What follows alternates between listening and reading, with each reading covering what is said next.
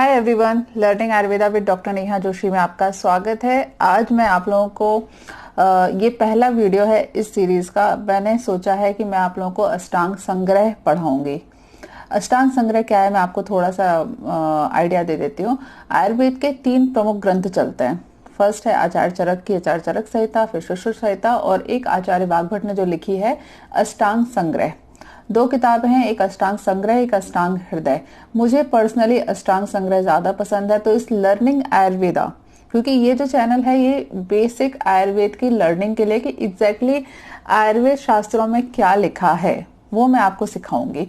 तो पूरा हम एक एक संस्कृत का एक एक श्लोक पढ़ेंगे, उस श्लोक का क्या इंटरप्रिटेशन है, क्या मतलब है, क्या प्रैक्टिकल इंपॉर्टेंस है, हम सारी चीजें डिस्कस करेंगे। ये जो सीरीज है बहुत लंबी जाने वाली है, तो यदि आपको वास्तव में आयुर्वेद में इंटरेस्ट है और आप थोड़ा सा अपना टाइम और थोड़ा सा पैसा दोनों चीजें इन्वेस्ट करना चाहते हो, तभी आपकी समझ में आएगा और तभी आपके काम का है। ठीक है, जो पहला सूत्र स्थान है उसके अंदर कुल 40 अध्याय हैं, 40 चैप्टर है, जिसमें आयुर्वेद के बहुत सारी बेसिक चीजों के कॉन्सेप्ट डिस्कस किए गए हैं।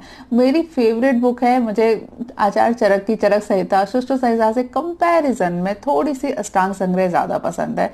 तो इसीलिए मैंने अष्टांग संग्रह को चुना है कि इसके कंपैरिजन में इसको पढ़ते हुए हम बाकी की संहिताएं पढ़ेंगे।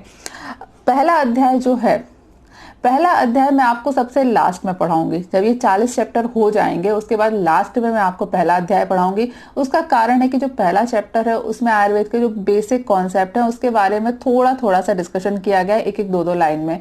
तो चूंकि अगर कई लोग ऐसे होंगे जो पहली बार आयुर्वेद के बारे में सीख रहे हैं, आयुर्वेद के बारे में जान रहे हैं, पहली बार कोई आयुर्वेद की सही बुक है उसको स्टडी कर रहे हैं, तो कई बार हो सकता है उन्हें समझ में नहीं आए।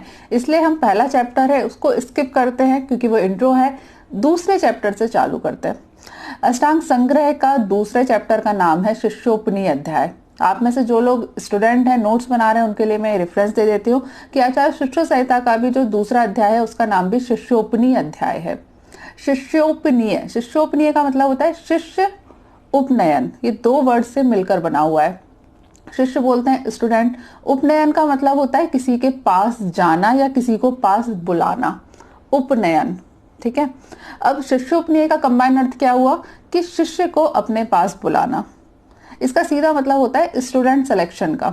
जैसे वर्तमान समय में किसी भी चीज की पढ़ाई के लिए कुछ एग्जाम होते हैं। नीट एग्जाम होता है, हमारे टाइम पे पीएमटी और पीएचयूटी एग्जाम हुआ करते थे, ये एग्जाम होते हैं। और वो AIEEE है, कैट का एग्जामिनेशन है, जो भी है, ये जो आजकल चलते हैं। पुराने समय में भी ये सारी चीजें होती थी, लेकिन उसका जो मोड ऑफ एक्शन था, जो करने का तरीका था, वो काफी डिफरेंट था। तो शिष्योपनीय अध्याय दूसरे नंबर का अध्याय है, क्योंकि उसमें किसी भी चीज की स्टार्टिंग करने से पहले आपको ये बताना है कि आफ्टर ऑल किसको पढ़ाना है आपको, इसलिए दूसरे अध्याय का नाम शिष्योपनीय रखा गया है। अब शिष्योपनीय अध्याय में पहले नंबर का श्लोक है शिष्य के गुण। सबसे इंपॉर्टेंट चीज होती है कि स्टूडेंट कौन है। स्टूडेंट के गुण में बताते समय लिखा गया है, गुरु भक्तो अभियुक्तो अतियुक्ता कोधि स्मृति पाटवे ऋज्वास नयन स्नु तनु स्निग्ध खच्चवी ब्रह्मचारी जित द्वंद्व धीरा सुचरिता स्थिरा षड मास अनुशासिता शंको लज्जा शौच कुलान्विता शिष्यो अध्यायो यतो गतो यावतंता तंत्रार्थ कर्मणाम। संस्कृत का श्लोक है, इसको मैं हिंदी में इंटरप्रिटेट करती हूँ आप लोगों के लिए। देखिए, पहली चीज है गुरु भक्तों। बहुत ज्यादा इंपॉर्टेंट है कि जो स्टूडेंट है उसे गुरु भक्त होना चाहिए। अपने गुरु के प्रति आदर होना आयुर्वेद में एक बहुत ही इंपॉर्टेंट चैप्टर बताया गया है, इंपॉर्टेंट क्वालिटीज बताई गई है। ठीक है, गुरु का भक्त होना उसके लिए बहुत ज्यादा जरूरी है। अभियुक्त का मतलब होता है शास्त्र को जानने में मेहनत करने वाला। वो जो होता है ना, जो रामबाण नुस्खे की तलाश करते हैं, आयुर्वेद एटलीस्ट उनके लिए नहीं है। पूरा शास्त्र आपको पढ़ना पड़ेगा, समझना पड़ेगा, उसके बाद जाकर ही वो रामबाण नुस्खे हैं वो आपको समझ में आएंगे। तो ये बहुत ही इंपॉर्टेंट गुण होता है। उसके बाद धीमान होना चाहिए, यानी कि बुद्धि होनी चाहिए, उसके अंदर स्मृति होनी चाहिए, पुरानी चीजों को याद रखने की क्षमता होनी चाहिए। पाटवे अर्थात चतुर होना बहुत ज्यादा जरूरी है। इसके बाद ये जो लाइन है, रज अस्य नास नयन तनु स्निग्ध खच्चवी, इसका हिंदी में अर्थ निकलता है कि जो व्यक्ति है, जो स्टूडेंट है, उसके आंख नाक कान ये सब अच्छे होने चाहिए, सुंदर होने चाहिए। लेकिन मुझे नहीं लगता कि आयुर्वेद में इस रेफरेंस में इसको बोला गया है। ये जो श्लोक है ये इस बात को इंटरप्रिटेट करता है कि पुराने समय में भी स्टूडेंट का मेडिकल एग्जामिनेशन किया जाता था। नैनों का सुंदर होना, तो नैनो के सुंदर होने से इससे मतलब नहीं है कि किसी की आंखें चौड़ी हैं, छोटी हैं, पतली हैं, इससे क्या है। नैनो के सुंदर होने से मतलब ये है कि उसका जो विजुअल कैपेसिटी है, जो आंखों की विजुअल कैपेसिटी है वो सही होनी चाहिए। कोई कलर ब्लाइंडनेस नहीं है, कोई आंख में प्रॉब्लम नहीं है, ब्लाइंड नहीं है। जैसे आजकल जो मेडिकल एग्जामिनेशन होते हैं उसी चीज को बताया गया है। कानों का सुंदर होना डिफरेंस करता है, उसके कान सही होने चाहिए। अब बहरा व्यक्ति है उसको डॉक्टर बनना थोड़ा मुश्किल है ना। आजकल तो फिर भी अलाउ हो जाता है, अलग अलग तरीके से लोग बन जाते हैं, लेकिन सही नहीं है, नहीं समझ सकती। क्योंकि मान लीजिए कोई बहरा व्यक्ति है तो वो हार्ट साउंड कैसे सुनेगा, है ना। ऑस्कल्टेशन वो कैसे करेगा, लंग साउंड आ रही है तो वो कैसे आएगी। तो जैसे आजकल मेडिकल एग्जामिनेशन से पहले या किसी भी चीज से पहले सर्टिफिकेट मांगा जाता है, डॉक्टर का सर्टिफिकेट होता है, उसी चीज को इंटरप्रिटेट करता है ये। यहाँ पर सुंदरता से कोई मतलब नहीं है, ये चीज मैंने खासतौर से बताई। कई लोग आयुर्वेद के श्लोक को हिंदी में अर्थ करके उसका कुछ भी अर्थ निकालते रहते हैं। ब्रह्मचारी होना बहुत ही इंपॉर्टेंट गुण बोला गया है, क्योंकि जिन व्यक्ति यहाँ, लेकिन ब्रह्मचारी में एक चीज ध्यान रखिए कि आयुर्वेद में जो लोग नियम से, नियमानुसार शास्त्र सम्मत तरीके से संबंध बनाते हैं, सेक्स करते हैं, उनको भी ब्रह्मचारी के बराबर ही बोला गया है। तो जब आयुर्वेद शास्त्र में ब्रह्मचारी की बात हो रही है तो यहाँ उन लोगों की बात हो रही है जो सेक्सुअल एडिक्शन में नहीं है। ठीक है, ऐसा बिल्कुल नहीं है कि पढ़ाई करने के लिए उन्हीं को बोला गया है कि बिल्कुल ही जो सेक्सुअली इनएक्टिव हो उनके लिए नहीं है, लेकिन ब्रह्मचारी का, जिनका एटलीस्ट कंट्रोल होना चाहिए। यदि कोई व्यक्ति सेक्सुअल एडिक्टेड है, पॉर्न मूवीज वगैरह और ये सारी चीजों का एडिक्टेड है, तो उसको आयुर्वेद शास्त्र समझ में नहीं आएगा। क्यों? क्योंकि उसकी जो एनर्जी है वो दूसरी जगह पर वेस्ट हो रही है।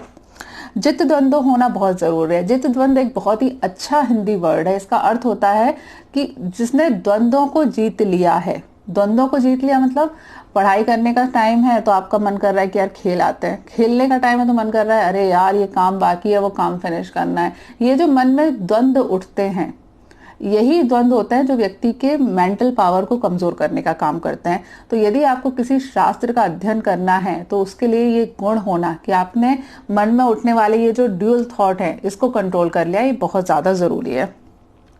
इसके अलावा और उसमें बताया गया धीर होना चाहिए, सुचरित, अच्छे चरित्र का होना, डॉक्टर का अच्छे चरित्र का होना बहुत जरूरी है। षड मास अनुशासित, शंको लज्जा शोच कुलान्विता।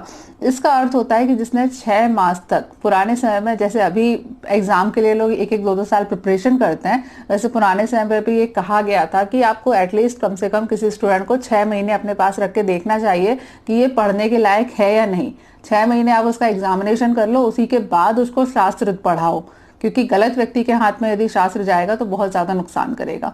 ये सारी चीजें मैंने आपको भी यहाँ पढ़ाई हैं कि जिससे आप लोग भी थोड़ा सा इंटरप्रिटेट कर सको किस व्यक्ति के लिए आगे की सारे के वीडियो रहेंगे। ठीक है, शिष्य के गुण बताने के बाद आचार्यों ने और भी बहुत सारी चीजें बताई हैं, जैसे गुरु की सेवा किस तरीके से करनी चाहिए, वैद्य के क्या गुण होते हैं, एक अच्छा डॉक्टर बनने के लिए इंसान में या डॉक्टर में क्या, व्यक्ति में कौन से गुण होने चाहिए।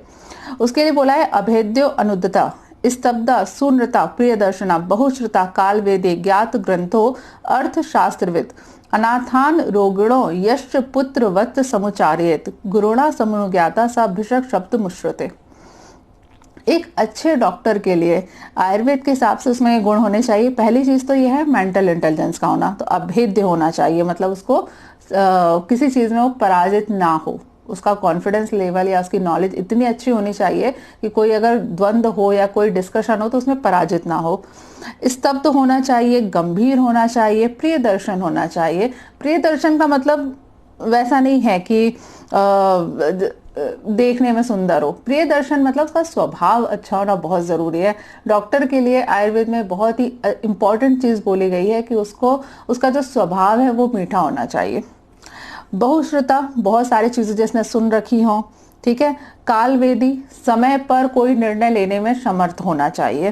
ठीक है, ज्ञात ग्रंथों, अर्थ शास्त्रविद, जिसने शास्त्रों को अच्छे से पढ़ रखा है और पढ़ने के बाद उसका अर्थ भी समझ रखा है। ठीक है, ये इंपॉर्टेंट चीजें होती हैं। फिर ये एक लाइन ये बहुत अच्छी है, जो मेरी फेवरेट लाइन है, अनाथान रोगिणो यश पुत्र वत्र समुचार्येत। जो रोगी अनाथ है, अनाथ से मतलब ये नहीं कि जिसके माता पिता है, माता पिता नहीं है, ठीक है, वो वाला अनाथ नहीं। अनाथान रोगिणों का मतलब होता है कोई व्यक्ति पूरी तरीके से मतलब बीमारी से कमजोर हो चुका है और उसको समझ नहीं आ रहा कि क्या करना है क्या नहीं करना है, क्योंकि भले ही उसके माता पिता बायोलॉजिकल मदर फादर या फैमिली है, लेकिन मेंटल रूप में या फिर डिसीज रूप में वो एक अनाथ की तरीके से है। तो डॉक्टर्स के लिए आयुर्वेद में बहुत इंपॉर्टेंट चीज बोली गई है कि हर डॉक्टर को अपने हर पेशेंट में उतना ही साधु भाव रखना चाहिए, उतना ही प्रेम रखना चाहिए जैसे कोई भी माता पिता अपने पुत्र के साथ में रखते हैं या अपनी संतान के साथ में रखते हैं। ये लाइन मुझे बहुत ही फेवरेट है। और सबसे इंपॉर्टेंट चीज ये है कि आयुर्वेद की स्टडी करने से पहले ये सब गुण बताए गए हैं। मतलब ऐसा नहीं कि आपने पूरा पढ़ लिया और लास्ट में आपको ये सारी चीजें कुछ समझा रहे हैं। पहले आपको ये बता रहे हैं कि आपको किस तरीके से डॉक्टर बनना है, कौन कौन से आप में गुण होने चाहिए, उसके बाद जाके रामबाण नुस्खे आपको सर्च करने हैं। तो आयुर्वेद लोगों को बेवकूफ बनाने के लिए कतई नहीं है, लोगों के साथ धोखा करने के लिए गलत थंबनेल देके रामबाण नुस्खे और शर्तिया इलाज, गारंटी इलाज, ये सब आयुर्वेद में नहीं होता। एटलीस्ट कम से कम आयुर्वेद शास्त्र तो इसकी परमिशन नहीं देता।